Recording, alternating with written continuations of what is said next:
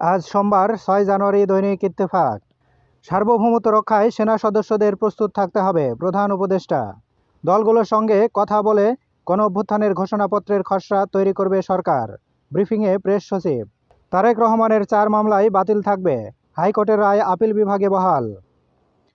অতিরিক্ত খরচের চাপে অভিভাবকরা, কোচিং নিষিদ্ধ হলেও ঢাকায় চলছে শিক্ষকদের সহস্রাধিক সেন্টার।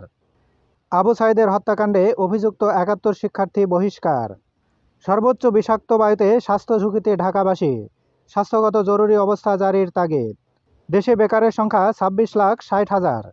বিবিএস, নতুন হিসাবে বেকার বেড়েছে ২০,০০০। ঐক্যবদ্ধভাবে কাজ করার নির্দেশ খালেদা জিয়ার। দলে স্থায়ী কমিটির সদস্যদের সাক্ষাৎ। এবার শেষের পাতা। মুক্তিযুদ্ধের মীমাংসিত বিষয়কে প্রশ্নবিদ্ধ করা হলে অগ্রসরমান বাংলাদেশ প্রতিষ্ঠা বাধাগ্রস্ত হবে, ডক্টর কামাল হোসেন। নদী দূষণ মোকাবেলায় এডিবির সহযোগিতা চাইলেন পরিবেশ উপদেষ্টা। সুপ্রিম কোর্টের নির্দেশে ভারতে ৫০ বিচারকের প্রশিক্ষণ বাতিল। কাতারের আমিরের দেওয়া এয়ার অ্যাম্বুলেন্সে কাল রাতে লন্ডন যাচ্ছেন খালেদা জিয়া। ভোগ্যপণ্যের আমদানি বাড়লেও দাম কমছে না, বাজার মনিটরিং জোরদার করার আহ্বান।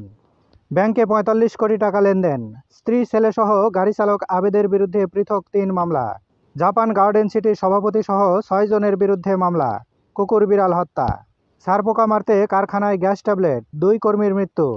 পাঠ্য বইয়ে শহীদ আবু সাইদের মৃত্যুর তারিখ ভুল, সংশোধনের উদ্যোগ এনসিটিবির। হিলারি, মেসি, সরোজসহ ১৯ জনকে মেডেল অব ফ্রিডম দিলেন বাইডেন। যে সংগঠনে ভোট হয় না ১৬ বছর, ঘুরে ফিরে একই ব্যক্তি নেতৃত্বে। জিমি কার্টারের ৬ দিনব্যাপী রাষ্ট্রীয় অন্ত্যেষ্টিক্রিয়া শুরু।